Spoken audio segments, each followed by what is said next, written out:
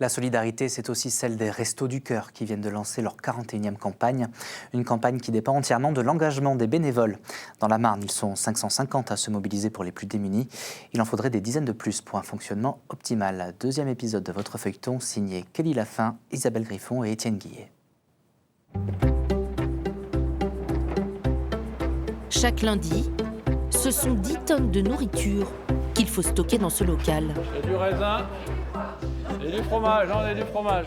À Wilson, comme dans tous les centres des Restos du Cœur, chacun donne de son temps et de son énergie bénévolement.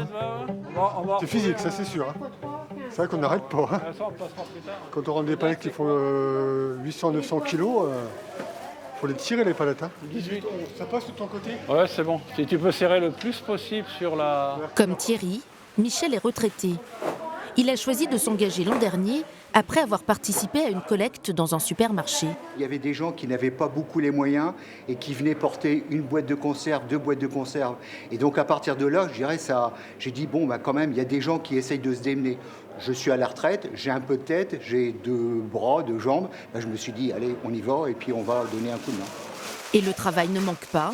Et voilà. Hop, hop. Cette mère au foyer vient 30 heures par semaine depuis le mois de juillet. Ça me permet de garder le rythme du travail aussi en même temps et de garder la vie sociale. Et le tout se fait dans la bonne humeur. On va se faire une petite chaîne, on va rentrer les yaourts. Être bénévole au Restos du Cœur, c'est prêter ses bras, mais aussi offrir sa bienveillance. Marivonne laisse de côté son inventaire. C'est ce monsieur ? Un jeune homme de 25 ans vient de sonner à la porte. Il est paysagiste et n'a plus d'emploi depuis quelques semaines.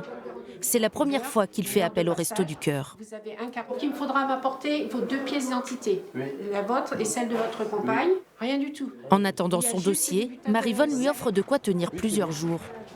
Je vous ai donné des pommes de terre. Est-ce que vous voulez des boîtes ? Le nouveau bénéficiaire est gêné, mais reconnaissant. J'ai toujours eu l'habitude d'aller faire mes courses dans les commerces, tout ça, pour acheter de l'alimentation. Et que moi, on vient me faire un don, je remercie beaucoup le Resto du Cœur pour ce jour-là. Ce centre nourrit près de 3000 habitants. C'est le plus important du département. Eric s'en occupe avec l'aide d'une trentaine de bénévoles. Chacun inscrit ses disponibilités à l'avance sur ce tableau. Par exemple, ici, il y a Christine qui est du centre de France Odeur maintenant. Elle n'est pas là. Par contre, Solange, elle est là. Elle est marquée sur 3 jours jusqu'à mercredi. Mais ça ne suffit pas. Il faudrait 10 personnes de plus pour une organisation optimale. Trouver les bras qui vont bien, c'est ça le plus difficile. Parce que bon, des fois, vous avez des personnes, malheureusement, qui viennent parce que c'est le Resto du Cœur, ça les attire. Mais une fois qu'ils ont vu le boulot qu'il y avait à faire, on ne les revoit plus, malheureusement. C'est pourquoi au siège marnais des Restos du Cœur, trouver des bénévoles est un défi quotidien. Je suis contente de te voir. Astrid est la responsable du recrutement. Je viens te voir parce que tu sais, on va faire opération paquet cadeau, qui va être lancée au mois de novembre. Et j'ai pensé que ce serait peut-être bien de faire une annonce sur les réseaux. Cette ancienne chargée de clientèle s'occupe des annonces et des entretiens. Je vous en prie, allez-y. Ce jour-là, elle reçoit Christine, une jeune retraitée. Quand vous étiez en activité, qu'est-ce que vous avez fait comme...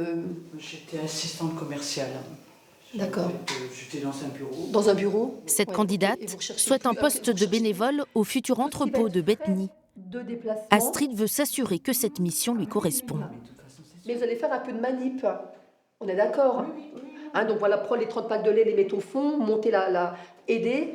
Il y a de la manip, mais vous n'avez pas des grandes caisses de 20 kilos à porter. Si l'échange ressemble à un entretien d'embauche, c'est parce que l'association recherche des collaborations durables. C'est un vrai engagement, parce qu'on compte sur vous, en fait. Oui. Si vous êtes absente, vous êtes absente. C'est bien réfléchi. Après, ça faisait longtemps que j'y pensais d'aller au Resto du Cœur. Et c'est vrai, quand j'ai vu le truc sur le journal de Bethany, je me suis dit, c'est le moment. Voilà, c'est... Voilà. Écoutez, merci d'avoir pensé au Resto du Cœur. Christine sera recontactée au plus vite. Il est impératif de ne pas faire attendre les volontaires. Il faut être rapide et efficace. Et pas trop traîner quand les gens veulent être bénévoles. Si on attend, 15 jours, ça va, mais 3 semaines, 1 mois, souvent, ils sont passés à autre chose. Parce que le bénévolat, c'est là.